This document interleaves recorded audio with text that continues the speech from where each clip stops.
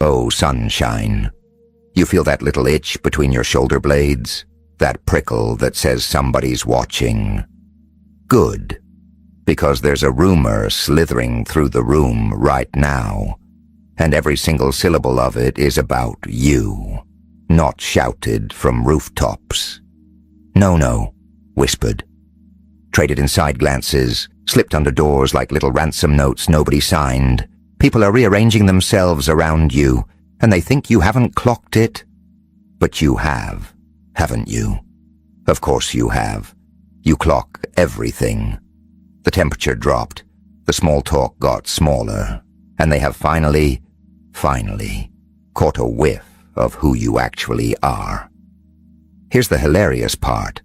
They used to think they had you figured out, pinned like a butterfly under glass. Oh, they're harmless. Oh, they're predictable. Easy to map, easy to manage, easy to dismiss. Then what happened? You walked through a fire they wouldn't even stand near. You untangled a knot they couldn't even see. You kept your composure while they were absolutely losing the plot. And that, right there, that's when the penny didn't just drop. It detonated. There's a rumor slithering through the room right now about your power, and it is making people deeply, deliciously uncomfortable. You're not loud. You're not doing the most. You don't burst through doors swinging a spotlight around demanding everyone look at you. And that, my dear, is precisely what makes this so, how do I put it, unnerving for them. Because here's a fun little riddle. The most lethal person in any room is never the one throwing furniture. It's the one everybody wrote off until the curtain had already fallen. And right now, that understudy is you. People are starting to clock that you are not somebody to test. Not in a sloppy way, not in a loud way. In a surgical way. In a way that pulls the rug clean out before they even knew they were standing on one. Let that marinate. See, a thunderstorm announces itself. Dark skies, rumbling, everyone grabs an umbrella. But fog just arrives. Nobody notices until they can't see 2 feet ahead, and by then, they're already lost. That's how your mind operates. It doesn't send a save the date. It doesn't need to. It simply moves. And by the time anyone registers what shifted, the landscape already belongs to you. That's when the real energy pivots. That's when the rumor stops being gossip and starts being gospel. And here's something most people won't say with the lights on. Behavioral psychology. Not my usual bedtime reading, but credit where it's due. Tells us people fear what they cannot predict far more than what they cannot overpower. Sit with that. Loud confidence, manageable. Obvious brain power, measurable. They can prep, they can strategize, they can cope. But quiet, shape-shifting intelligence that wrecks their entire sense of safety in ways they literally cannot put into words. When someone cannot map your next move, they stop breathing easy around you. They start replaying conversations, rewinding moments, side-eyeing their own assumptions, wondering what they missed. And that exact spiral is unfolding in the spaces around you right now. You've probably already clocked the shift. Conversations stall the second you walk in. Words get chosen like they're being weighed on a jeweler's scale. The jokes land different now because the energy has teeth. And somebody who used to talk right over you, now they listen. Somebody who dismissed you, suddenly pretending they always saw it. That's not confidence, beautiful. That's hindsight doing a frantic sprint to catch up with reality. You're getting comfortable, and that's a mistake. Your past is a weapon, if you know how to swing it. My book, The Evolution of the Anomaly, is your training manual. Grab it from the description or pinned comment of this video. Let's get back to why you're really here. And here's the twist that really tickles me. You didn't suddenly level up overnight. You were always this. You know it in your bones. The difference? The universe threw you into pressure cookers, where your mind had no choice but to announce itself. Pressure doesn't build diamonds, darling. Pressure reveals who was already won. Chaos separates the thinkers from the screamers. While everyone else was having a full meltdown, you observed. While they rushed, you waited. While they tried to win through volume, you adapted. And now people are connecting threads they should have connected ages ago. Let me be blunt with you, because I do love a good blunt instrument. The rumor about you? It isn't admiration, even though it wears a pretty mask. It's a warning. Not because you're reckless or destructive. No, that would be too simple, too manageable. Because you're dangerous the way a locked room is dangerous. Nobody knows what's inside until it's too late to leave. You don't blow up. You don't perform on cue. You don't broadcast your plans and give people a head start on their little defense strategies. You watch long enough to understand the entire machine before you turn a single gear. And that, oh that, is what makes people squirm. It strips away their leverage. It dismantles their ability to spin the story. There's a reason surgeons don't rush their cuts, you know. Speed looks impressive on a highlight reel. But precision? Precision is what actually saves or ends the game. You've become that kind of presence. Someone whose silence has actual gravity. Someone whose calm feels loaded, like a sentence with a hidden clause. Someone who doesn't need to issue threats because people already feel the tectonic shift the moment you enter a situation. They feel it in their chest. People are starting to say things like, "Tread carefully with that one," or "They're sharper than they let on," or that nervous half-laugh that always gives the game away. Yeah, don't try that with them. Those aren't compliments, sweetheart. Those are little white flags. That's people quietly conceding they can't run the same playbook on you that works on everyone else. That's surrender wearing a trench coat and sunglasses, pretending to be casual conversation. And here's another uncomfortable little truth I'll just leave on the table. Highly intelligent people are almost always recognized on a delay, never in real time. Not because they're hiding, not because they're insecure about it, but because they don't perform intelligence for applause. They don't wave credentials like foam fingers. They don't correct every person in the room just to prove they've got the biggest brain in the building. They let results do the talking. And that's the gap, isn't it? By the time the crowd figures out what actually happened, the outcome is already sealed. Can't undo it. Can't unring that bell. The show was over before they even found their seats. That's why the rumor comes after the impact, never before. You walked through a fire they wouldn't stand near. You untangled a knot they couldn't see. You stayed composed while everyone else was panicking.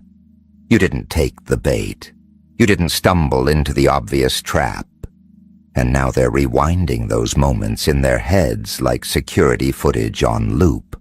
Slowly, agonizingly, realizing you were several moves ahead the entire time. You were studying the machine while they were studying your expression. When people think they've got you mapped, they relax, they exhale, they think they can plan. But when they realize they don't actually understand you, that's when the whole dynamic flips like a table. Some will respect you more now. Some will fear you on a level they can't even name. Some will test you. just to confirm what they suspect, and some will quietly exit stage left without ever explaining why. And here's the thing, love. None of that is your circus. That's just the toll for being mentally untouchable. Yeah, I said it. Untouchable. The latest rumor about you isn't that you're lucky. It isn't that you're gifted or blessed or born holding aces. It's that you're dangerous in the only way that genuinely matters. You think clearly under pressure while other people are coming apart at the seams. You catch patterns earlier than others even begin looking. You don't hand emotional access to people who haven't paid the entry fee. And you don't need a single soul's permission to move with real, bone-deep confidence. You didn't become someone to fear. You became someone impossible to con. And that realization is spreading, quietly, uncomfortably. Exactly the way real intelligence always does, now. I need you to pause with me here, just for a beat. If you're still with me right now, it's not an accident. People running on surface-level autopilot usually bounce pretty quick, but this message keeps its hooks in the ones who sense something deeper ticking underneath. The same quiet intelligence people are whispering about. That's probably the exact reason you're still listening. You don't chase noise. You follow patterns. You stay with what feels precise and real. So let's get specific about what makes you dangerous in this particular flavor. You don't move in straight lines the way most people do. That's the first miscalculation they make, and it costs them every single time. They expect linear because that's how their wiring works. Problem, tantrum, reaction, cause, effect, noise. Simple, predictable, easy to parry. But you don't operate on that frequency, and that is exactly why the rumor about you has grown fangs. You don't chase answers. You autopsy systems. You don't leap. You blueprint. And that gap between you and them, it's eating at them quietly, persistently, like rust. Here's what they still haven't figured out, and it's gnawing at them something fierce. You don't react to what happened. You react to why it happened, how it connects to everything else, and what door it opens next. While they're bickering about surface-level drama, throwing tantrums, you're already underneath the stage counting load-bearing walls. That's not overthinking. That's architecture-level thinking. And people who survive on hacks and quick dopamine hits absolutely cannot stand someone who sees the whole apparatus. You pause before you act. And they mistake that pause for freezing up. That's their first blunder. You're not stuck, Angel. You're running scenarios in your head at full speed. You're watching how one move branches into 5 different futures. You're selecting which version of tomorrow benefits you the most.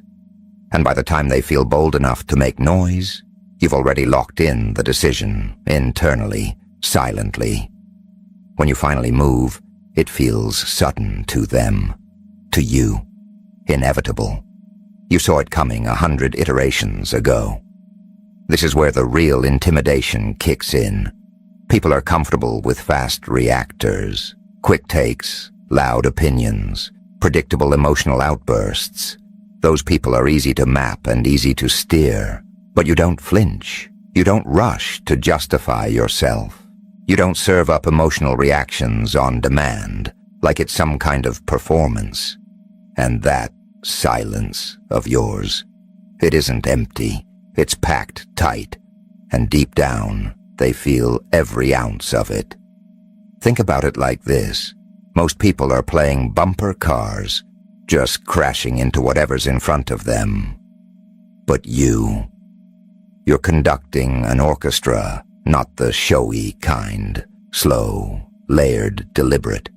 You don't care about winning petty skirmishes or scoring quick validation hits. You care about finales. You let them feel clever early on because you know the composition gets complex later. You know how this piece ends. That's why people who try to outmaneuver you end up lost. They think they're winning. They're feeling themselves, getting confident. Then suddenly they realize there's no safe note left to play. Every direction has dissonance. Every option folds. And they never, ever saw it happening. Here's a question that might be forming in that brilliant head of yours right now. Why does this make people act strange around you? Why do they suddenly shift their tone, hesitate, over-explain themselves like they're walking on glass? Here's the answer, and it's a good one. When people realize you don't think in their straight little lines, they realize they can't control the story with you. You're not responding to what they say. You're responding to what their behavior betrays. You clock inconsistencies they thought were buried 6 feet deep. You remember patterns they assumed you'd forgotten. You connect threads across weeks and months in ways that genuinely shook them. That makes manipulators spiral. Because manipulation only works on people who think moment to moment. People trapped in emotional reflexes. People who don't track patterns over time. But you track everything. That's your edge. And their absolute nightmare. There's a psychological truth worth sitting with here. Humans feel most threatened not by intelligence itself, but by intelligence they can't model, can't forecast, can't game. If they can't predict your response, they can't strategize around you. If they can't strategize around you, they lose every bit of leverage. That's when respect curdles into caution, and caution curdles into rumor. They start probing you with little comments, subtle digs, practiced confidence. They're fishing for a flinch. They want proof you're just like them, reactive, impulsive, easy to steer. But you don't hand them that satisfaction. You respond later, or not at all, or in a way that makes them rethink the entire conversation from the top. That's when it finally clicks for them. This person isn't playing the same game. This person isn't even on the same board. And here's the part that hits them right where it hurts. You don't need to dominate conversations to dominate outcomes. You let others talk. You let them unspool their logic, their anxieties, their habits, their soft spots. Every word they drop is raw material to you. Intelligence in every sense. While they think they're winning the social moment, impressing the room, you're learning, you're cataloging. And by the time they realize what you've absorbed, what you've mapped, it's far too late to take any of it back. You've already seen the full blueprint. You've probably spotted this rhythm in your own life already. People underestimate you early. They get comfortable. They overshare. They assume you're passive or zoned out. Then something shifts. You make one move, drop one sentence, draw one line. And suddenly the entire dynamic cracks open permanently. They didn't see it coming because they were watching the wrong variable. They were measuring your speed. You were mapping the architecture underneath the everything. That's why the rumor about you is no longer playful. It's turned guarded. People don't call you smart anymore. They say, be careful. That's a downgrade in comfort and an upgrade in awareness. They've realized you're not someone to rush, box in, or squeeze. You don't respond well to brute force because force isn't your operating system. You run on leverage and understanding. And let me float something to you. Why do you think you feel isolated sometimes, thinking the way you do? It's because most people won't slow down enough to think in layers. Linear minds want quick wins and clean labels. You don't serve that. Your mind moves in spirals, in strata, in long arcs. You see how today echoes into next month, how one decision reshapes an entire relationship, how one reaction rewrites the whole power map. That kind of depth creates distance. Not because you're above anyone, no, but because you're operating on a completely different clock. Make no mistake. The room feels the distance, too. They sense you're not fully accessible, not emotionally, not mentally, not strategically. They can't drag you into chaos on their schedule. They can't rush your calls. They can't bully you into blunders. That's why they either retreat or double down. Both reactions confirm you're doing something exactly right. And here's the brutal little truth they'll never say with the mic on. You make them feel see-through. Your way of thinking throws a spotlight on how reactive, scattered, and shallow their own minds actually are. And instead of rising to your frequency, most would rather slap a label on you. Too quiet, too intense, hard to read. Those labels aren't criticism, treasure. Those are shields. You're not confusing. You're layered. You're not slow. You're intentional. You're not cold. You're tactical. The more you lean into this way of thinking, the louder the rumor gets. Because once people realize you don't move in straight lines, they realize something else, too. You can't be played with the standard tricks. You don't swallow the emotional bait. You don't chase applause. You don't crack yourself open just to make other people cozy. You don't walk the path they've laid out for you. You circle the whole machine, remove their options one by one, and move only when the result is already locked in. That's not arrogance. That's intelligence married to discipline. And that's exactly why the latest rumor about you isn't admiration anymore. It's caution. It's respect tangled up with something that feels a lot like fear. Yeah, fear. So here's what I want you to understand. Crystal, no smudges. This wasn't just a show. This was recognition. The rumor about you exists for a reason, and now you know exactly why. You're not loud, you're not reckless, you're not easy to read, and you are absolutely, categorically, not someone to play with. And the more you move like this, the more aligned you become with who you actually are. The clearer it gets to everyone watching. So keep your eyes open. Stay dangerous. And remember, nobody ever sees the fog coming. That's the whole point.